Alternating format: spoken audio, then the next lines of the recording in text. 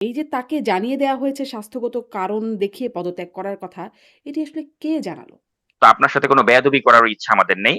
কিন্তু আপনাকে বিনয়ের সাথেই বলছি যে ২৫ তারিখ এর মধ্যে আপনাকে আসলে যেতে হবে। বিষয়টা তো একই রকম না? একটা সংস্থা গিয়ে বলছে। এটার তো প্রক্রিয়াটা এরকম হবার কথা না যে আমি এটা বলতে পারি আপনাকে যে মানে তিনি ও ধরনের কোনো ঘটনা ঘটেনি। শেখ হাসিনার সাথে তার কোনো ফোনে কথা হয়নি। তিনি এমন কি বিপদের কারণ হয়ে দাঁড়াতে পারতেন বলে মানে তো সে সময় যদি একটা এরকম খবর শেখ হাসিনার কানে আসতো যে আব্দুল হামিদ তিনি লন্ডনে তারেক রহমানের সাথে ফোনে কথা বলেছেন। তখন কি শেখ হাসিনার পক্ষে কি আব্দুল হামিদকে রাখা সম্ভব হতো? হতো না। রাষ্ট্রপতির ইস্যুটা তো এখন খুব সামনেও ছিল না। মানে ৫ই আগস্টের সময় তারা করতে পারত। এ ধরনের আমি তো আপনার হুম, আমার Facebook পোস্টে আমি কিন্তু মেনশন করেছি সেটা যে তাদের একটা এরকম পরিকল্পনা ছিল এবং এরকম গোয়েন্দা তথ্যও ছিল। আরো তো আছেন যারাও আসলে শুধুমাত্র দলের নেতাকর্মীর হিসেবে দায়িত্ব পালন করেছেন। তাদের কেন বিচার হচ্ছে? আর তাদের বিচার হলে ইনার কেন হবে না? রাষ্ট্রপতি হিসেবে আব্দুল হামিদ বা শাহাবুদ্দিন চুপ্পু আপনি কার বিচার আগে করতে চান? আমি বলব অবশ্যই আব্দুল হামিদের করা উচিত আগে। কারণ আব্দুল হামিদ অনেক বেশি পাপ করেছে। তিনি কিন্তু এই যে ছাত্র জনতার অভ্যুত্থানের পরে তিনি কিন্তু ছাত্রদের পাশেই দাঁড়িয়েছেন। না ১৩৩ টা দাঁড়িয়ে কি উপায় অধ্যাদেশে ছিল? তিনি উপায় তো ছিল। তিনি তো স্পিকারের মতো পালাতে পারতেন। তিনি জামায়াতের মানে নেতা হোক বা মামুনুল হক হোক বা এনারা যে কেউই হোক না কেন বা বিএনপি নেতা হোক, তাদের আসলে ব্যক্তিগত গোপনীয় কি কোনো জায়গা থাকবে না? মানে যারা মানে অপ্রাপ্ত বয়স্ক তাদেরকে চাকরির প্রলোভন দেখিয়ে বা তাদেরকে সে তাদের ওই আর্থিক অনটনের সুযোগ নিয়ে তাদের সাথে কিন্তু সেই জিনিসটাকে অ্যাবিউজ করছে তার পাওয়ারটাকে। যে শেখ হাসিনা ফিরবেন, ডিসেম্বরে ফিরবেন।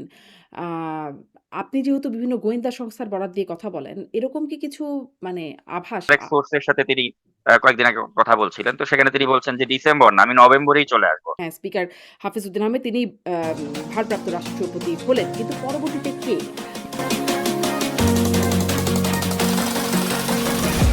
প্রশ্ন হবে লাগামহীন। জানতে চাই, জানাতে চাই এই সময়ের পালস অফ পলিটিক্স। অসুস্থতার কারণ দেখিয়ে রাষ্ট্রপতির পদত্যাগের দুদিন আগেই প্রবাসী অনুসন্ধানী সাংবাদিকরা জানিয়েছিলেন রাষ্ট্রপতিকে পদত্যাগ করতে বলা হয়েছে। অন্তর্বর্তী সরকারের সময় চরম প্রতিকূল অবস্থাতেও চুপ্পুকে রাষ্ট্রপতির পদে টিকিয়ে রেখেছিল বিএনপি, এমনকি সরকার গঠনের পরও বিরোধী জোটের চরম আপত্তি উপেক্ষা করেও তাকে বহাল রাখা হয়েছিল। অপরদিকে ছাত্রলীগ করা এবং শেখ হাসিনার অনুগত হিসেবে পরিচিত চুপ্পুও বিএনপি এবং তারেক রহমানের ভূয়সী প্রশংসা করে নজর কেড়েছিলেন। তাহলে সরকার গঠনের ৫ মাসের মাথায় কে কেন তাকে পদত্যাগ করতে বলল? বিশেষ কিছু কি ঘটেছে বা ঘটতে যাচ্ছে যার কারণে এই পরিবর্তন? শুধু পদত্যাগই নয়, এরপর তার বিচারেরও দাবি করেছেন নাহিদ নাসিরউদ্দিনরা। প্রতিক্রিয়ায় চুপ্পু নিজেকে হিরো বলে দাবি করেছেন। নিয়োগদাতা দল আওয়ামী লীগ তাকে আখ্যায়িত করছে বিশ্বাসঘাতক হিসেবে, শাস্তির দাবি করছে জামায়াত এনসিপি জোট, এমনকি বিএনপিও আর তাকে চায় না। এমন বাস্তবতায় চুপ্পু কি হিরো নাকি জিরো? নতুন রাষ্ট্রপতি হিসেবে বিএনপির সিনিয়র কয়েকজন নেতার পাশাপাশি আলোচনায় রয়েছেন মন্ত্রিপরিষদ সচিব নাসিমুল গনি, পাশাপাশি ডক্টর ইউনূসের নামও আলোচনায় আসছে। চুপ্পুকে অসুস্থতার কারণ দেখিয়ে পদত্যাগ করানোর পর পরবর্তী রাষ্ট্রপতি হিসেবে কোন সুস্থ ব্যক্তিকে নিয়োগ দেয়া হতে পারে? এসব বিষয় নিয়ে কথা বলতে স্বপ্নধারা নিবেদিত পালস অফ পলিটিক্সে আমার আজকের অতিথি প্রবাসী অনুসন্ধানী সাংবাদিক নাজমুস সাকিব। নাজমুস সাকিব, আপনাকে স্বাগত জানাচ্ছি পালস অফ পলিটিক্সে আমার আজকের আয়োজনে। আপনাকে অসংখ্য ধন্যবাদ শারমিন চৌধুরী আমাকে আমন্ত্রণ জানাবার জন্য। ধন্যবাদ। আপনিও সময় দিচ্ছেন, যুক্ত হয়েছেন। আমি ১ম এই যেটি খুব আলোচনা চলছে রাষ্ট্রপতির পদত্যাগ নিয়ে, অতএব আপনার কাছে জানতেই চাই যে পদত্যাগের আগেই আপনি এবং আ এর আগে আমি দেখেছি আরো কেউ করেছেন কিনা জানি না, কিন্তু আপনি লিখেছেন আপনার Facebook পোস্টে আমি দেখেছি জুলকারনাইন সায়ের তিনিও লিখেছেন। আ আপনি লিখছেন যে রাষ্ট্রপতি মোহাম্মদ শাহাবুদ্দিন চুপ্পু অধ্যায়ের অবশেষে সমাপ্তি ঘটতে যাচ্ছে। তাকে ইতোমধ্যেই জানিয়ে দেয়া হয়েছে স্বাস্থ্যগত কারণ দেখিয়ে পদত্যাগ করার কথা। এটি আপনি পদত্যাগের অন্তত ২ দিন আগে লিখেছেন। আম মানে এই যে তাকে জানিয়ে দেয়া হয়েছে স্বাস্থ্যগত কারণ দেখিয়ে পদত্যাগ করার কথা, এটি আসলে কে জানালো? কে জানালো আসলে সেটা তো বলা পসিবল না। আমি সেটা বলতেও পারব না এখানে। কিন্তু আমি এতটুকু বলতে পারি যে মানে দায়িত্ব দেয়া হয়েছিল ধরতে পারেন একটা সংস্থাকে এবং তারা খুব পোলাইটলি তাকে বলেছে যে হুম, স্যার আপনাকে চলে যেতে হবে। তো তিনিও খুব তাদেরকে বিনয়ের সাথেই বলেছে যে, "ঠিক আছে আমার তো এমনিও স্বাস্থ্যগতভাবে আমি তো ভালো বোধ করছি না। তো যদি সরকার আমাকে না চায় আমি তাহলে সেক্ষেত্রে আমি চলে যাবো। আমাকে ১ টা মাস একটু ভাবতে সময় দাও।" তো তখন তারা তাকে বলল যে, "আসলে এখানে ভাবাভাবির কিছু নেই স্যার। আমাদেরকে বলা হয়েছে আপনাকে ২৫ তারিখের মধ্যেই চলে যেতে হবে, ২৫ জুলাইয়ের মধ্যে।" হুম। তো তখন তিনি বললেন যে, "তাহলে তো আসলে এখানে তাহলে আমার ভাবারও যেহেতু কিছু নেই, তাহলে তো আমাকে যেতেই হবে। তো তোমরা তো সব জেনে বুঝেই এসেছো। তো তাহলে সেক্ষেত্রে ঠিক আছে, আমার তাহলে যেটা করণীয় বলো, আমাকে কি করতে হবে, আমি করে দিচ্ছি। তো তখন তারাও আবার তার সাথে খুবই ভদ্র ভাষায় তাকে বলল যে, "স্যার দেখেন, আপনাকে আমরা এত বছর ধরে চিনি। আপনি অত্যন্ত মানে বিনয়ী এবং একজন ব্যক্তিত্ব সম্পন্ন মানুষ হিসেবে আপনাকে দেখেছি। তো আপনার সাথে কোনো বেয়াদবি করারও ইচ্ছা আমাদের নেই। কিন্তু আপনাকে বিনয়ের সাথেই বলছি যে ২৫ তারিখ এর মধ্যে আপনাকে আসলে যেতে হবে। তো এটা আপনি কোনো বেয়াদবি নিয়েন হুম। না।" তো তিনি বলছেন, "না, এটা তোমাদের যেটা দায়িত্ব তোমরা পালন করতে এসেছো। তো আমাকে কি করতে হবে বলো, আমি আমার মতো করে সেটা করে ফেলবো।" তো তো হুম, অত্যন্ত মানে একটা কর্ডিয়াল ওয়েতেই আসলে হয়েছে। মানে এটা এমন কিছু হয়নি যে আপনি যেটা দেখেছেন যে শেখ হাসিনার আমলে যেটা হতো, যে হাসিনার আমলে আপনি দেখেছেন যে একটা ব্যাংক কি করে এসালামের মাধ্যমে লুট করে ফেলা হতো। তো ওই ধরনের কোনো ঘটনা কিন্তু এখানে ঘটেনি। যে তাকে জোর প্রয়োগ করে তাকে পিস্তলের মুখে ঠেকিয়ে বলা হয়েছে আপনাকে পদত্যাগ করতে হবে, আপনি পদত্যাগ করেন। ওরকম কিছু কিন্তু এখানে হয়নি। কারণ তিনিও শারীরিকভাবে যে ভালো বোধ করছিলেন তা নয়। তিনি নিজেও মানসিকভাবেও আপনি জানেন যে তিনি মানে ভালো সুন্দর বোধ করে করার কথা বললেই নয়। যদি কাজ হয়ে যায় তাহলে আর পিস্তল ঠেকানোর কি দরকার? মানে বিষয়টা তো একই রকম না? একটা সংস্থা গিয়ে বলছে। এটার তো প্রক্রিয়াটা এরকম হবার কথা না যে একটি সংস্থা গিয়ে বলবে, "স্যার আপনাকে চলে যেতে হবে।" না, এখানে আরো অনেকগুলো ব্যাপার রয়েছে। এটাকে আসলে এত সরলীকরণও করা যায় না। কারণ ব্যক্তিগতভাবেও যে তিনি খুব ভালো বোধ করছেন তা নয়। আপনি দেখেছেন যে জাতীয় সংসদের মতো একটি জায়গায় যে তার মানে সন্তান তুল্য আ ছেলেগুলো যখন তাকে মানে তার সামনে অশোভন আচরণ করে, সংসদের পরিবেশ নষ্ট করে। তো সেটা আসলে আমি যতটুকু শাহাবুদ্দিন চুপ্পুকে দেখেছি, তিনি কিন্তু তখন থেকেই মানে বিষয়গুলো নিয়ে খুব ব্যক্তিগতভাবে আপসেট ছিলেন। হুম। যে এখানে তারা চাচ্ছে না আমাকে। এবং তারা যদি না চায় আমি এখানে জোর তো করে থাকব না। তারা তো চাচ্ছে না সেই ৫ই আগস্টের পর থেকে। সেটাও সম্প্রতি তিনি বলেছেন যে, "৫ই আগস্টের পর থেকেই তো শুনছি আমার বিচার করার কথা।" বলছেন, "কিসের বিচার?" তো আ তখন থেকেই শুনছেন। তারপরে নির্বাচনের পরপর তিনি মানে নির্বাচনের আগে তিনি একটা সাক্ষাৎকারে বলেছিলেন যে, নির্বাচনের পর তিনি পদত্যাগ করতে চান। নির্বাচনের পর বললেন যে, বিএনপি যদি চায় রাখতে চায়, তাহলে সরকার যদি রাখতে চায়, বিএনপি যদি রাখতে চায় তাহলে তিনি থাকতে চান। এরকমটা বললেন। মানে তখনও তো আসলে ঠিক একই পরিস্থিতি ছিল। আ বরঞ্চ তখন আরো পরিস্থিতি গরম, গরম ছিল। অনেক প্রতিবাদ, প্রতিকূলতা ছিল তার জন্য সংসদে হইচই হলো। তখন করলেন না। মানে এখন এসে তাকে বলা হলো পদত্যাগ করতে। ঠিক এখনকে বেছে নেবার জন্য কোনো কারণ আছে কি? এটা আসলে আপনি দেখেছেন যে এখানে বাজারে অনেকগুলো কথা কিন্তু মানে প্রচলিত আছে এবং যেগুলো সবগুলো কিন্তু আপনি উড়িয়ে দিতে পারেন না। যেমন বলা হচ্ছে যে তিনি শেখ হাসিনার সাথে নাকি তিনি ফোনে কথা বলেছেন লন্ডনে গিয়ে। তো এটা একদম পুরোপুরি একটা মানে মিথ্যা একটা কথা। এটা আমি বলতে পারি আপনাকে যে এ ধরনের কোনো ঘটনাই ঘটেনি। তিনি লন্ডনে গিয়ে শেখ হাসিনার সাথে কোনো ফোনে কথা বলেননি। কিন্তু আপনার সাথে ব্যাপারটা কি এর হচ্ছে মধ্যে তিনি তার কথা হয়েছে? রাষ্ট্রপতির কথা হয়েছে, সাবেক রাষ্ট্রপতির? সেটা আমার হয়েছে কি হয়েছে না আমি সেটা আসলে এখানে বলতে চাচ্ছি না। আচ্ছা। কিন্তু আ বিষয়টা হচ্ছে যে আমি এটা বলতে পারি আপনাকে যে মানে তিনি ও ধরনের কোনো ঘটনা ঘটেনি। শেখ হাসিনার সাথে তার কোনো ফোনে কথা হয়নি। কিন্তু ওই যে বাজারে যখন মানে কিছু মানে মিথ্যাকেও যখন আপনি অনেকবার রিপিট করেন তখন হুম, এটা অনেকে সত্য বলে মনে করতে পারে। গোয়েবলস যেমন থিওরি। আমি এখানে ওই মাননীয় প্রধানমন্ত্রীর সব বিষয়ে তো আসলে তিনি তো তিনি ওয়াকিবহাল হবেন তা না। তাকে যেভাবে জানানো হয় অনেক সময় তাকে সেগুলো বিশ্বাস করতে হয়। তো তাকে যখন খুব বিশ্বস্ত কিছু সূত্র থেকে বলা হচ্ছে বারে যে উনি কিন্তু শেখ হাসিনার সাথে ফোনে কথা বলেছেন।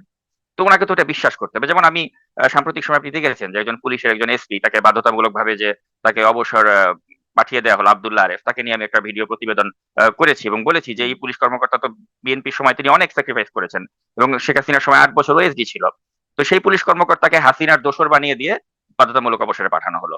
তো এটা কারা করলো? এটা পুলিশেরই একটা চক্র ছিল যারা ষড়যন্ত্র করে এই লোকটাকে অবসরে পাঠিয়ে দিল। তো এখন তারেক রহমান বা যারা রয়েছেন তাদেরকে ওভাবেই বোঝানো হয়েছে যে এই লোকটি আপনাকে যখন আপনি 111 এর সময় আপনি যখন টাস্ক ফোর্স ইন্টারোগেশন সেলে ছিলেন তখন আপনাকে চোখ বন্ধ করে আব্দুল্লাহ আরেফ পিটিয়েছিল। কত হাস্যকর একটি বিষয় আপনি চিন্তা করে দেখুন যে একজন এসপি পদমর্যাদা তখন তিনি অ্যাডিশনাল এসপি ছিলেন। তার পক্ষে কি তখন তারেক রহমানকে ওখানে গিয়ে পেটানো সম্ভব? ওখানে আর্মির যারা অফিসার ছিল তারা পিটিয়েছে। তারা নির্যাতন করে শারীরিকভাবে। কিন্তু এখানে আব্দুল্লাহ আরেফকে এখানে বলির পাঠা বানিয়ে দেয়া হলো। এবং তারেক রহমানের পক্ষে তো আসলে এগুলো ভেরিফাই করাও পসিবল না। যে আসলেই কি উনি আমাকে পিটিয়েছেন? আসলেই কি উনি আমাকে রিমান্ডে কিছু করেছেন?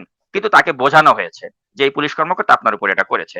তো সিমিলারলি শাহাবুদ্দিন চুপ্পুর ক্ষেত্রে একই ঘটনা ঘটেছে যে তাকে তারেক রহমানকে বা সরকারের উচ্চ পর্যায়ে বোঝানো হয়েছে যে শাহাবুদ্দিন চুপ্পু হয়তো এই মুহূর্তে রাষ্ট্রপতির পদে থাকলে এটা সরকারের জন্য হয়তো কোনো বিপদের কারণ হতে পারে বা হয়তো এটা একটা নাজুক পরিস্থিতি তৈরি করলেও করতে পারে এবং ওটাকে হয়তো আমলে নিয়ে এ ধরনের একটা কিছু করা হয়েছে। কারণ আপনি দেখেছেন যে তার সাথে প্রধানমন্ত্রীর সম্পর্কটা যে আগের মতো উষ্ণ নেই এটা তো আমরা ঈদের জামায়াতেও কিন্তু আমরা দেখেছি। তো সবকিছু মিলে বোঝা যাচ্ছিল যে সময়টা আসলে তার ভালো যাচ্ছিল না এবং হয়তো পরিণতি যেটা হওয়ার আমরা মানে স্পেকুলেট করছিলাম সেটাই কিন্তু অবশেষে সত্য হলো। এই আরকি। মানে মানে এই যে শেখ হাসিনার সাথে কথা বলা, শেখ হাসিনার সাথে কথা বলার মানে বিপদের কারণ হতে পারে তার তার রাষ্ট্রপতি পদে বহাল থাকা। মানে কি এমন বিপদ তিনি করে ফেলতে পারেন? রাষ্ট্রপতি তো এমনিতেও খুবই একটা আলংকারিক পদ, যার আসলে খুব পাওয়ার কিছু নাই, মানে কোনো ক্ষমতা নাই এবং অন্তর্বর্তীকালীন সরকারের সময় দেখেছি তাকে একরকম গৃহবন্দী তাকে থাকতে হয়েছে। তিনি খুব উচ্চবাচ্যও করতে পারতেন না, তার সম্মতিও কিছুতে লাগতো না। জাস্ট রাষ্ট্রপতি ছিলেন আরকি। তো তিনি এমন কি বিপদের কারণ হয়ে দাঁড়াতে পারতেন বলে মানে সরকারের বা উচ্চপদস্থদের কানে গেল? না, এখানে ব্যাপারটা হচ্ছে আপনি চিন্তা করে দেখুন যে যখন শেখ হাসিনার সময় ধরুন আব্দুল হামিদ যখন রাষ্ট্রপতি ছিলেন, তো সে সময় যদি একটা এরকম খবর শেখ হাসিনার কানে আসতো যে আব্দুল হামিদ তিনি লন্ডনে তারেক রহমানের সাথে ফোনে কথা বলেছেন, তখন কি শেখ হাসিনার পক্ষে কি আব্দুল হামিদকে রাখা সম্ভব হতো? হতো না। বিষয়টা আসলে ওইভাবেই চিন্তা করতে হবে। কারণ এগুলো তো মানে রাষ্ট্রীয় নিরাপত্তা বা রাষ্ট্রের জন্য মানে হুমকি বা সরকারের জন্য বিপদের কারণ হতে পারে। তো ওভাবেই হয়তো সরকারকে বোঝানো হয়েছে যে এটা আসলে একটা বিপদের কারণ হতে পারে। এই মুহূর্তে আপনারা তাকে যদি রেখে দেন। আর পাশাপাশি আপনি জানেন যে এনসিপি বা জামায়াত তারা তো অনেকদিন ধরেই সরকারকে একটা চাপ দিয়ে যাচ্ছিল। এবং ৫ই আগস্টকে কেন্দ্র করে তারা যদি আবার সামনে একটা এরকম কিছু করে যে আমরা রাষ্ট্রপতির পদত্যাগ না হলে আমরা একটা মানে বঙ্গভবন অভিমুখে আমরা মার্চ করব বা একটা অস্থিতিশীল করার একটা পায়তারা করতে হবে। আপনি দেখেছেন যে কর্নেল অলি আহমেদ তিনিও কিন্তু বলছেন যে জামায়াতের আমির, তারপর মামুনুল হক, তারপর নাহিদ ইসলাম তারা নাকি এক হয়ে গেলে তারা এই সরকারকে ১ সপ্তাহের হুম, মধ্যে ফেলে দিতে পারে। তো এই যে এ ধরনের হম্বিতম্বি হুম। তারা করছে কিন্তু বা এই এ ধরনের হম্বিতম্বি তো কথাবার্তা তারা করছে মূলত ওই গণভোট আর জুলাই সনদের বাস্তবায়নের ইস্যুটা নিয়ে। রাষ্ট্রপতির ইস্যুটা তো এখন খুব সামনেও ছিল না। মানে তারা তো এই মুহূর্তে খুব রাষ্ট্রপতিকে নিয়ে মাতামাতি করছিল না। করছিল না, কিন্তু এই ৫ই আগস্টের সময় তারা করতে পারত। এ ধরনের আমি তো আপনার হুম, আমার Facebook পোস্টে আমি কিন্তু মেনশন করেছি সেটা যে তাদের একটা এরকম পরিকল্পনা ছিল এবং এরকম গোয়েন্দা তথ্যও ছিল যে তারা এই বিষয়টাকে আবারও সামনে নিয়ে আসতে পারে। তো সবকিছু বিবেচনা করে সরকার যেটা সঠিক মনে করেছে সরকার সেটিই করেছে। হুম, আর আমি মনে করি যে রাষ্ট্রপতি শাহাবুদ্দিন চুপ্পু তিনিও যেটি করেছেন তিনিও সঠিক কাজটি করেছেন। কারণ এভাবে হুম, মানে এই পদটি আঁকড়িয়ে রাখার মতো অবস্থায় তিনি ছিলেন না। হুম। তো শারীরিকভাবেও তিনি সুস্থ তো ছিলেন মানে না, এই যে সঠিক কাজ মানসিকভাবেও। সরকারও করলেন বা রাষ্ট্রপতিও করলেন সঠিক কাজ। কিন্তু ধরেন একটা অজুহাত দেখানোর বিষয় হয়ে গেল শারীরিক অসুস্থতা। যেখানে সবাই আসলে বুঝতে পারছে যে এর চেয়েও শারীরিক অসুস্থতা বেশি ছিল জিল্লুর রহমানের। কোন রকমে হাঁটতেন চলতেন মানে রীতিমতো মানে পারতেন আরকি কোন রকম হাঁটাচলা করতে ওরকম একজন ব্যক্তি। বা মানে তাদের এমন কোন কাজও থাকে না যে খুব ফিট থাকতে হবে শারীরিকভাবে। ফলে এই যে অজুহাতটা দেখানো হলো, এটা আসলে কেমন হলো? যে ওই যে গানের মতো কথা কিছু, কিছু বুঝে নিতে হয় সে তো মুখে বলা যায় না। এরকম কি? মানে জানে যে কথা আছে কিছু এর মধ্যে কিন্তু মুখে বলা যাচ্ছে না। ব্যাপারটা এরকম কি? মানে অজুহাত কেন দেখাতে হলো? এখন এটা আমি মনে করি যে রাষ্ট্রপতি শাহাবুদ্দিন চুপ্পু মানে সদ্য পদত্যাগ করা রাষ্ট্রপতি শাহাবুদ্দিন চুপ্পুর ক্ষেত্রে আমি মনে করি যে এটা তার একটা দুর্ভাগ্য। যে তিনি শেখ হাসিনাকেও যখন তিনি সার্ভ করেছিলেন তিনি হুম, খুব নিষ্ঠার সাথে করেছিলেন। তিনি বলেছিলেন যে তাকে আমি কদমবুসি করতে চাই এবং এ ধরনের কথা বলে তিনি নিজেকে এবং রাষ্ট্রপতি পদের মর্যাদা তিনি নষ্ট করেছিলেন। হুম, হুম, পরবর্তী সময়ে তিনি দেখেছেন যে যখন অভ্যুত্থান হলো তিনি কিন্তু ইচ্ছা করলে পারতেন স্পিকারের মতো পালিয়ে যেতে। তিনি স্পিকারের মতো পালিয়ে যাননি। তিনি সাহসিকতার সাথে পরিস্থিতি মোকাবেলা করেছেন এবং তিনি যখন ডক্টর ইউনূস ক্ষমতায় আসলো ১৩৩ টা যে অধ্যাদেশ সেটা কিন্তু তিনি এই অধ্যাদেশগুলোতে তিনি সই করেছেন এবং তখনকার প্রয়োজনে যেটা প্রয়োজনীয় ছিল তিনি সে কাজটা কিন্তু সুচারুভাবে করেছেন। পরবর্তীতে ইউনূসের সরকারের শপথই বলেন বা তারেক রহমানের সরকারের শপথই বলেন এগুলো তো তিনি করেছেন। তো এই যে একটা মানে আমাদের ইতিহাসের অংশ তিনি হয়ে গেলেন। যে হুম, তিনি ৩ টা সরকারের শপথ করালেন। কিন্তু করেও কিন্তু তিনি কারো প্রিয়ভাজন হতে পারলেন না। আপনি দেখেন যে এখন আওয়ামীপন্থী যে সাংবাদিকগুলো হুম। রয়েছে, নবনীতা বা যারা রয়েছে তাদের কাছেও তিনি এখন গালমন্দের শিকার হচ্ছেন। আর যারা ওই মানে উগ্রপন্থী অ্যাক্টিভিস্ট রয়েছে তাদেরও তিনি গালমন্দের শিকার হচ্ছেন। অর্থাৎ তিনি কারো মন জয় আর করতে পারলেন না বিএনপিও দিন তাকে শেষে। চাচ্ছে না আর। হ্যাঁ, তো আসলে মানে আমি মনে করি যে it's very unfortunate for him. Hmm, কিন্তু আমরা যারা ব্যক্তিগতভাবে তার সাথে মিশেছি আমরা কিন্তু দেখেছি যে লোকটা কিন্তু খুবই মানে বন্ধুবৎসল এবং আমার কাছে তাকে মনে হয়নি যে তিনি মানে মানুষটা আসলে খারাপ। মানুষটা এখন অত্যন্ত আন্তরিক, ভালো সজ্জন একজন ব্যক্তি। কিন্তু মানে কারো মন তিনি দিন শেষে জয় করতে পারলেন কারো না। মন জয় করতে পারেন না। ধরেন আপনি আপনি বা আপনারা অনেকেই যাদের যাদের সরাসরি কথা বলবার সুযোগ হয়েছে বা মিশেছেন তাদের সাথে তাদেরকে সজ্জন ব্যক্তি মনে হয়েছেন। আওয়ামী লীগের তো এরকম অনেকেই আছেন যারা আওয়ামী লীগের হয়তো কোনো একটা পদে ছিলেন বা আ আ এমপি ছিলেন এরকম সবার বিরুদ্ধে গণহারে মামলা হয়েছে। আ মানে তারাও অনেকে হয়তো সজ্জন ব্যক্তি আছেন। কিন্তু তারাও এরকম মামলার শিকার হয়ে আছেন। মানে এই যে এনসিপি এখন তার বিচার চাইছে, এই বিষয়টাকে আপনি কিভাবে দাবি মানে দেখছেন যে তার বিচারের দাবিটা? তিনি যদি বিচার না হয়, তার যদি বিচার না হয় তাহলে ওই যে যাদের কথা বলছিলাম সজ্জন ব্যক্তি আরও তো আছেন যারাও আসলে শুধুমাত্র দলের নেতাকর্মীর হিসেবে দায়িত্ব পালন করেছেন। তাদের কেন বিচার হচ্ছে? আর তাদের বিচার হলে ইনার কেন হবে না? এখানে ওই যে পদটা, রাষ্ট্রপতির পদটা তো আমরা জানি যে এই পদটাকে আমরা ওইভাবেই একটা মানে গুরুত্বপূর্ণ পদ মনে করি যে এই পদের এই ব্যক্তিটি যখন অবসরে চলে যান তখন তাকে বিচার যদি আপনি মুখোমুখি করতে চান তাহলে এটা তো মানে খুবই দৃষ্টিকটু লাগে। এবং আপনি এখন যদি তো আর সেই বিষয়গুলো নাই। আছে কি? ধরেন সাবেক প্রধানমন্ত্রী থেকে স্পিকার সবাই তো আসলে বিচারের মুখোমুখি হচ্ছেন। দৃষ্টিকটু লাগার বিষয়টা তো এখন আর ঠিক ঐরকমভাবে নাই গণঅভ্যুত্থানের পর। না, এবং দৃষ্টিকটু অবশ্যই আছে, এবং দৃষ্টিকটু লাগবে বলেই কিন্তু আব্দুল হামিদের মতো একটা লোকের বিচার হয়নি। কারণ আব্দুল হামিদের, আপনি পাপের পাল্লাটা যদি পরিমাপ করেন রাষ্ট্রপতি শাহাবুদ্দিন চুপ্পুর সাথে, আমি বলব আব্দুল হামিদের পাপের পাল্লাটা অনেক বেশি। কিন্তু আব্দুল হামিদকে তো কিছুই করা হলো না।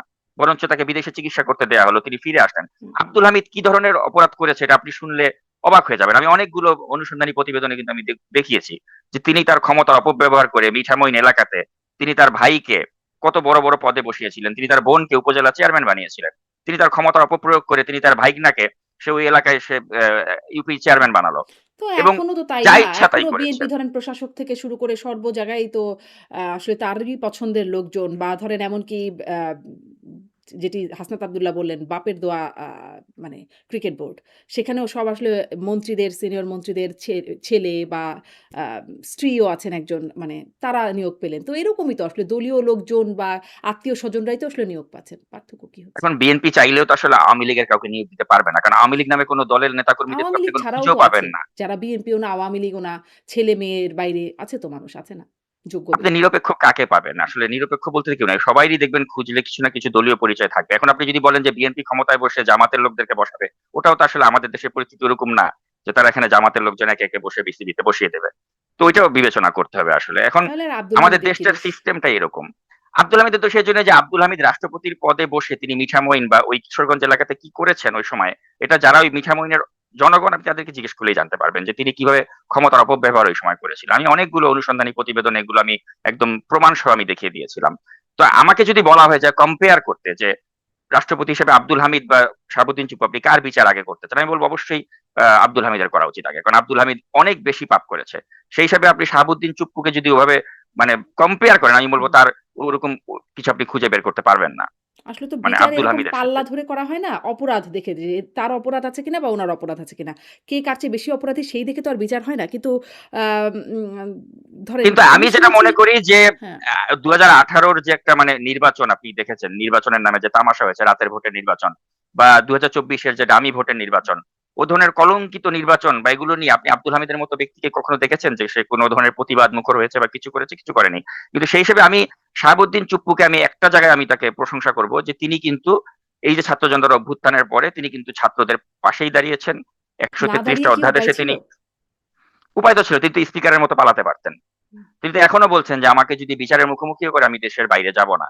যেমন দেখেছেন যে সাম্প্রতিক সময় কিন্তু বলা হচ্ছে যে রাষ্ট্রপতির ছেলে নাকি আমেরিকায় চলে আসছেন, পালাবেন। এ ধরনের কথা কিন্তু আজকে সোশ্যাল মিডিয়াতে দেখলাম। কিন্তু এটা হুম, একদম পুরা মানে ভুয়া একটা খবর। রাষ্ট্রপতির ছেলে বাংলাদেশেই আছেন, বাংলাদেশেই থাকবেন। বলেছেন যে আমরা যদি কোন অপরাধ করে থাকি বাংলাদেশে বিচার হোক। কিন্তু আমরা দেশ ছেড়ে কোথাও যাব না। তো ওই সৎ সাহসটা তো তাদের আছে। হুম। আম মানে ওই যে মানে আব্দুল হামিদের কথা বলছিলেন, জনাব আব্দুল হামিদ যখন বাইরে গেলেন একবার চিকিৎসার জন্য, সম্ভবত ব্যাংককে গিয়েছিলেন তিনি তখন। তখন আ ধরে নেওয়া হলো তিনি পালিয়ে গেছেন, সেই নিয়ে অনেক আলোচনা হলো। তারপরে তো ওই একটা বিষয়কে কেন্দ্র করে আওয়ামী লীগের নিষেধাজ্ঞা চলে আসলো।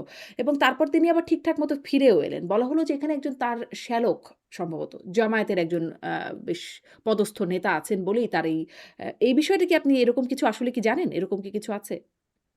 হ্যাঁ, জামায়াতের একজন নেতা, তারা ওই এসবি পুলিশের সাথে তার ওই সময় একটা ভালো সখ্যতা ছিল এবং তারা এসবি পুলিশকে বলেছিল যে তাকে যেন যেতে দেয়া হয়, আবার হুম। আসতে দেয়া হয়, এবং সরকারের উপর মহল থেকেও তখন আসলে থেকে নিয়ে তেমন কিছু করা হয়নি। আমি মনে করি এটা ভালো কাজই হয়েছে। এই কারণেই যে অন্তত রাষ্ট্রপতির পদটার প্রতি সম্মান দেখিয়ে হলেও এই মানুষগুলোকে, এবং তারা তাদের বয়সের শেষ প্রান্তে চলে এসেছে। আব্দুল হামিদ এখন তার যে শারীরিক অবস্থা, এই অবস্থায় আমার মনে হয় না যে তার মতো ব্যক্তিকে এখন এই মুহূর্তে বিচারের মুখোমুখি করার মতো প্রয়োজনীয়তা আছে। অন্তত ওই পদটির প্রতি সম্মান দেখিয়ে হলেও আমি মনে করি যে এই ক্ষেত্রে সরকার যে কাজটি করেছে আমি এটাকে সমর্থন করি ব্যক্তিগতভাবে। যে আব্দুল হামিদের ক্ষেত্রে বা শাহাবুদ্দিন চুপ্পুর ক্ষেত্রে যদি সরকার মানে এই পদটার প্রতি সম্মান দেখিয়ে হলেও যেন তাদের বিরুদ্ধে আসলে কোনো ওই ধরনের অ্যাকশন এ না যায়।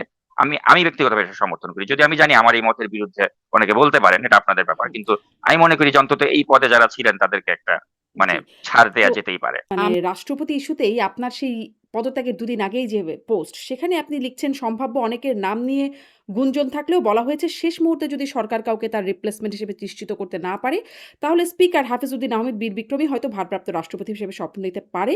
পরবর্তীতে হয়তো সুবিধাজনক সময়ে মির্জা ফখরুল ইসলাম আলমগীর অথবা অন্য কাউকে এই পদের জন্য সরকার বিবেচনা করবেন। দেখা গেছে আসলে অতটুকু পর্যন্ত ঠিক যে হ্যাঁ, স্পিকার হাফিজউদ্দিন আহমেদ তিনি ভারপ্রাপ্ত রাষ্ট্রপতি হলেন। কিন্তু পরবর্তীতে কে? মির্জা ফখরুলের কথা বলছেন, আরও বিভিন্ন মানে মূলধারার গণমাধ্যমেও কয়েকজন বিএনপির সিনিয়র নেতাদের নাম আসছে। এর মধ্যে এর বাইরে আসছে নাসিমুল গনি, মন্ত্রিপরিষদ সচিব এবং ডক্টর ইউনূসের নামও আসছে। আ কে হতে পারেন পরবর্তী রাষ্ট্রপতি? সেরকম কোনো তথ্য আছে? এখানে যে নামগুলো আলোচনায় আসছে এগুলো মোটামুটি মানে যে স্পেকুলেশন গুলো হচ্ছে আসলে এই নামগুলো নিয়েই কিন্তু আলোচনা হচ্ছে। হুম, এবং এই মুহূর্তে আসলে নির্দিষ্ট করে বলাটাও কঠিন যে কাকে শেষ পর্যন্ত রাষ্ট্রপতি করা হবে। তবে এই দৌড়ে সবচেয়ে বেশি এগিয়ে আছেন এখন পর্যন্ত মির্জা ফখরুল ইসলাম আলমগীর। এবং মোটামুটি ভাবে বলা চলে যে ৯০% সম্ভাবনা যে মির্জা ফখরুল ইসলাম আলমগীরই হতে যাচ্ছেন পরবর্তী রাষ্ট্রপতি। হুম। কিন্তু এটা আবার নাও হতে পারে। যেমন শারীরিক কারণ হতে পারে বা আপনার মঈন খান, যে ডক্টর মঈন খান, তার পক্ষেও একটা মানে জোর লবিং হচ্ছে বা বলা হচ্ছে তার এলাকার মানুষজন, তাদের একটা দীর্ঘদিনের দাবি যে ডক্টর মঈন খানকে আমরা দেখতে চাই এ পদে। তো তারাও জোর তাদের মতো করে একটা তদবির করে যাচ্ছে। তো আবার নজরুল ইসলাম খানের নামও এসেছিল যে নজরুল ইসলাম খানকে হয়তো করা হতে পারে। তো এভাবে প্রত্যেকেই প্রত্যেকের তরফ থেকে একটা মানে বলা চলে যে এখন তারেক রহমানের দৃষ্টি আকর্ষণ করার একটা সর্বাত্মক প্রচেষ্টা করছেন। এই এবং এই যে লাইনে কি ডক্টর মোহাম্মদ ইউনূস আছেন কোথাও? মানে তার নামটি আ অন্তর্বর্তী সরকার যখন চলে তখনই শোনা গেছে বিভিন্ন সময় যে বিএনপির সময় রাষ্ট্রপতি হবেন, হতে পারেন ডক্টর মোহাম্মদ ইউনূস। এই মানে তাকেও কি বিবেচনায় আছে কিনা ডক্টর জানেন কিনা? মোহাম্মদ ইউনূস ডক্টর মোহাম্মদ ইউনূস যদি রাষ্ট্রপতি হন, তাহলে সেক্ষেত্রে আপনি ধরেই রাখতে পারেন যে এটা আসলে বিএনপির কোন ফার্স্ট চয়েস ছিল না। এখন আমাদের আনফরচুনেটলি আমাদের যেটা রাজনীতিতে আমরা দেখে আসছি যে আমাদের দেশের রাজনীতি আসলে খেলাগুলো অনেক সময় বাইরের দেশ থেকে খেলা হয়ে থাকে। তো যদি বাইরের দেশের কোনো খেলা হয়ে থাকে, সেক্ষেত্রে আপনি দেখবেন যে হয়তো অনেকটা অপারগ হয়েই হুম। রাষ্ট্রপতি হিসেবে ডক্টর ইউনূসকে রাষ্ট্রপতি করা হতে পারে। তো এখন এটা যদি হয় আপনি ধরে রাখতে পারেন যে এটা বিএনপির আসলে মত নয়, বিএনপি হয়তো বাধ্য হয়েছে পরিস্থিতির কারণে। কোন আচ্ছা। পরিস্থিতির আপনি জানেন। এত খোলাখুলি বলারও কিছু নেই। হতে পারে যদি ওইটা হয় তাহলে বাইরের খেলাটাই এখানে হয়েছে। কিন্তু আপাত দৃষ্টিতে যদি বিএনপি তাদের মানে ফেভারিট তালিকায় ১ নম্বরে রয়েছেন মির্জা ফখরুল ইসলাম আলমগীর। আর যদি এখানে আন্তর্জাতিক কোনো খেলার হুম। কিছু থাকে তাহলে সেক্ষেত্রে ডক্টর ইউনূস হলে আমি অবাক হব না। আচ্ছা। আমি ওই যে জিজ্ঞাসা করছিলাম যে এই সময়টা কেন বা ২৫শে জুলাইয়ের মধ্যে কেন করতে হবে বা আ ধরেন সম্প্রতি একটা ঘটনা দেখা গেল যে মানে এই বিষয়ে অনেকে সামাজিক যোগাযোগ মাধ্যমে লিখছেন বলেই প্রশ্নটা করছিলাম যে আ জামায়াতের একজন এমপির যে নারী কেলেঙ্কারির বিষয়টা, মানে যেহেতু জামায়াতের একটা প্রেশার ছিল এই রাষ্ট্রপতিকে অপসারণ বা বিরোধী জোটেরই একটা প্রেশার ছিল। এই কেলেঙ্কারির বিষয়টাকে একটু ধামাচাপা দিতেই মানে এইরকম একটা বিষয় সামনে নিয়ে আসা হলো। এরকমও অনেকে বলছেন। আপনার মানে কি কাছে কোনো মানে জানাশোনা আছে এগুলো কি কোনো ভিত্তি আছে এই ধরনের বক্তব্যের? না, না এটার কোনো ভিত্তি নেই। কারণ জামায়াতের যেটা আপনি দেখেছেন যেটা যেভাবে ভাইরাল হয়েছে, যেভাবে ছড়িয়ে গিয়েছে এটাকে আর ধামাচাপা দেওয়ার কিছু নেই। এটা সারা বাংলাদেশের মানুষ এটা মানে জেনে গিয়েছে এবং আলোচনাটা ওই তো ঘটনার ধামাচাপা পড়ে। এখন ধরেন রাষ্ট্রপতি নিয়ে আলোচনা শুরু হয়েছে। তো জামায়াতকে কেন এই সরকার ওই সুবিধাটা দিতে যাবে, তাই না? সরকারের তো হুম, প্রয়োজন নেই। বরঞ্চ যত জামায়াত আরো কলঙ্কিত হবে তত এই সরকারের জন্য সেটা ভালো। তো সেজন্য তারা তো আর জেনে বুঝে এরকম একটা ইস্যু ধামাচাপা দিয়ে জামাতকে একটা সুবিধা করে দেবে না। বর্তমান মানে পরিস্থিতিতে সরকারের মনে হয়েছে যে এই মুহূর্তে শাহাবুদ্দিন চুপ্পুর রাষ্ট্রপতি পদে না থাকাটা প্রয়োজন। দেশের স্বার্থে বা দেশের নিরাপত্তার স্বার্থে এবং সেই কাজটি সরকার করেছে এবং শাহাবুদ্দিন চুপ্পুকে এজন্য চলে যেতে হলো। এটাই হচ্ছে বাস্তবতা। একটু এই বিষয়ে জানি এই যে মানে নারী কেলেঙ্কারির বিষয় বা সরকার চাইবেই যে আরো বেশি জামাত কলঙ্কিত হোক বলছিলেন।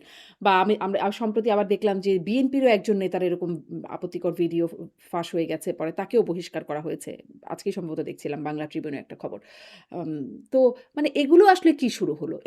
এটা কেন হচ্ছে? আপনিও দেখলাম শেয়ার করেছেন সেই জামাত নেতার সেই ভিডিওটি।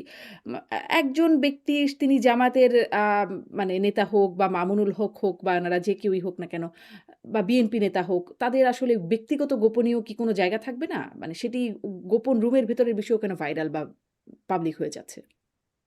প্রাপ্তবয়স্ক দুজন মানে অ্যাডাল্ট তারা একটা মানে রুমের মধ্যে যেটা করছে একান্তই তাদের ব্যক্তিগত এবং আমরা যারা এ ধরনের দেশে বসবাস করছি মার্কিন যুক্তরাষ্ট্রে আমরা কিন্তু এটা প্রাইভেসিটাকে আমরা সম্মান করি।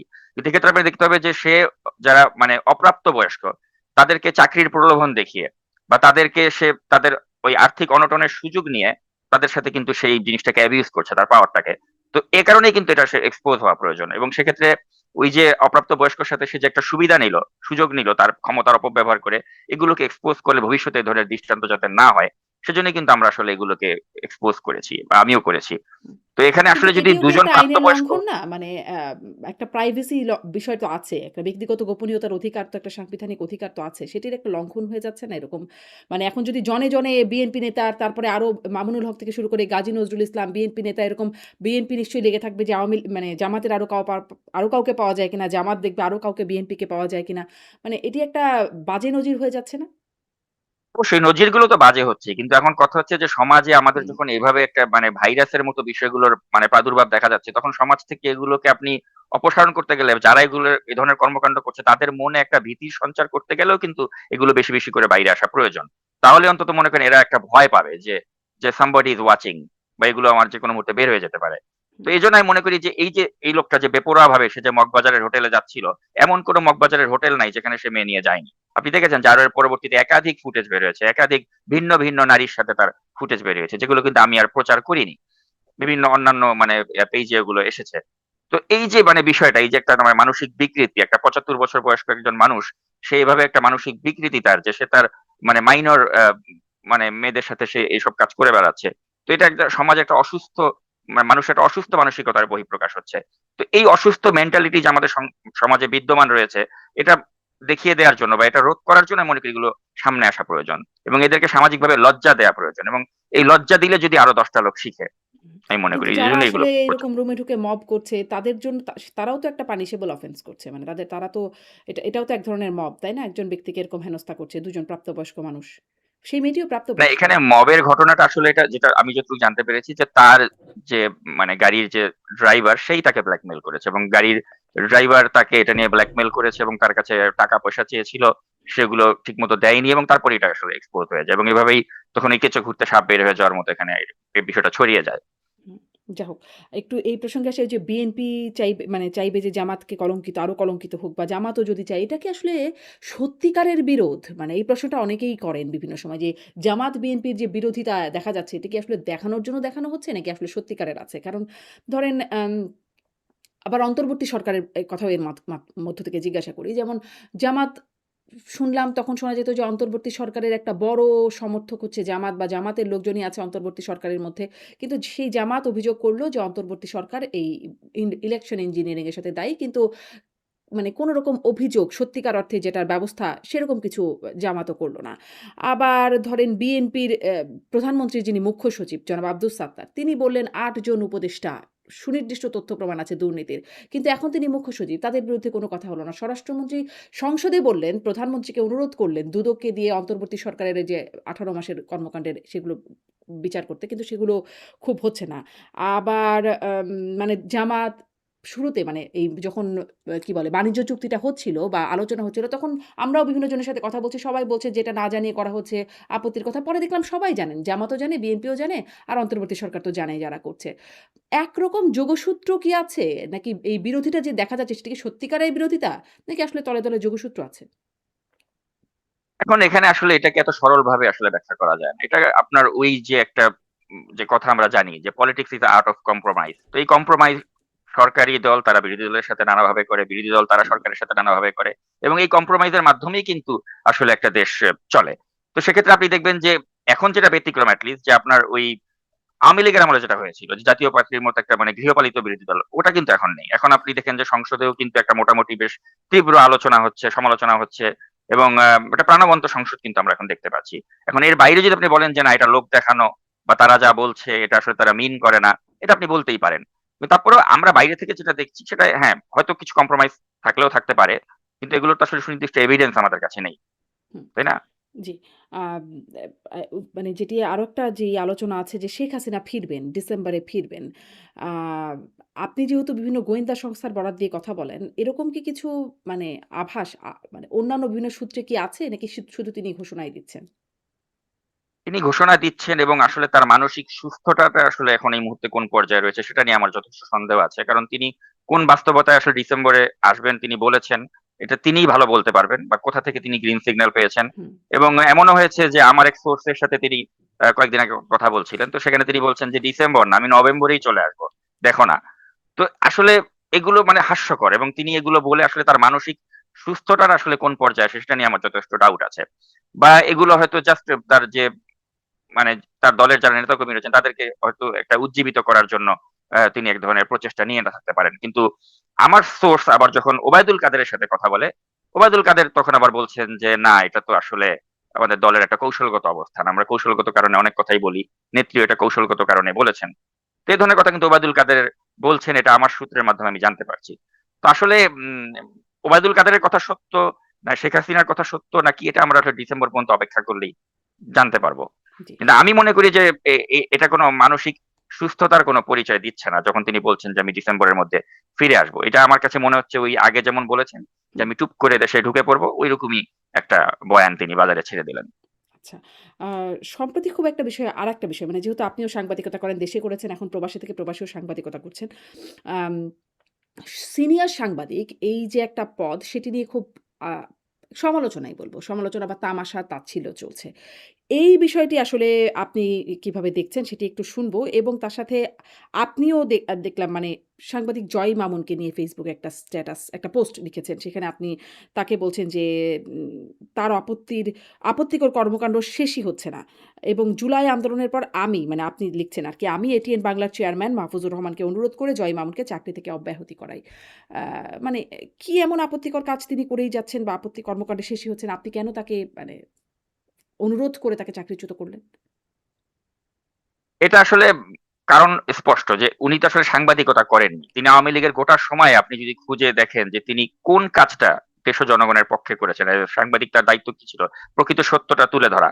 তার সাংবাদিকতা ক্যারিয়ারে তিনি যখন এটিএন এ ছিলেন, তখন তো একটা ২০১৪ সালে একটা নির্বাচন নামের একটা ১৫৪ আসনে বিনা প্রতিদ্বন্দ্বিতায় একটা সরকার ক্ষমতায় বসলো।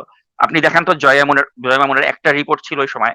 আপনি দেখান তো ২০১৮ সালের রাতের ভোটে নির্বাচনে জয় মামুনের একটা প্রতিবেদন ছিল যেখানে তিনি ওই নির্বাচনের সমালোচনা করেছেন। আপনি দেখান তো ২০২৪ এর ডামি নির্বাচনে এই জয় মামুন ওই ডামি নির্বাচনের সমালোচনা করে কোনো প্রতিবেদন বানিয়েছে? আপনি দেখাতে পারবেন না। হুম। এখন তারা এই সিনিয়র সাংবাদিক হয়ে গেছেন। অনেক বড় কিছু হয়ে না গেছেন। কিন্তু ধরেন এখন আমার তারা মনে একটা পড়ে ১৮ নির্বাচনের পরে যখন ১৮ নির্বাচনের আগে যখন নির্বাচন কমিশন বৈঠক করছিলেন ডেকে সাংবাদিকদের সাথে, আ তখন তিনি এরকম মানে বলেছিলেন যে নির্বাচন আসলে দলীয় সরকারের অধীনে মানে এরকম একটা আমি ঠিক এক্সাক্টলি কোট করতে পারব না। বললে হ্যাঁ, দেখা যেত আরকি। ওটা হ্যাঁ। নিয়ে আমি একটা পোস্টারও হুম, করেছিলাম এবং হুম, ওই সময় আমি তাকে অ্যাপ্রিশিয়েট ও করেছিলাম যে জয় মামুন ফাইনালি একটা এরকম একটা গুরুত্বপূর্ণ কথা সে বলেছে। ওটাকে আমি অ্যাপ্রিশিয়েট করেছিলাম। কিন্তু কথা হচ্ছে ওটা তো তার একটা মানে অনুষ্ঠানে তিনি একটা বক্তব্য রেখেছেন। কিন্তু তার যে চ্যানেল যেটার তিনি হেড অফ নিউজ ছিলেন এটিএন এ, আপনি এটিএন বাংলায় দেখান তো যে জয় মামুন একটা রিপোর্ট করেছেন বা একটা প্রতিবেদন করেছেন যেটা গণতন্ত্রের পক্ষে ছিল বা ওই হাসিনার রেজিমকে চ্যালেঞ্জ করতে সাহস পেয়েছিল, পারেনি। অথচ এই জয় মামুনকে আমরা কি দেখেছিলাম? তিনি ইরাক, আফগানিস্তানের যুদ্ধে মানে তিনি একটা বিদেশে কাভার করতে তিনি গিয়েছিলেন।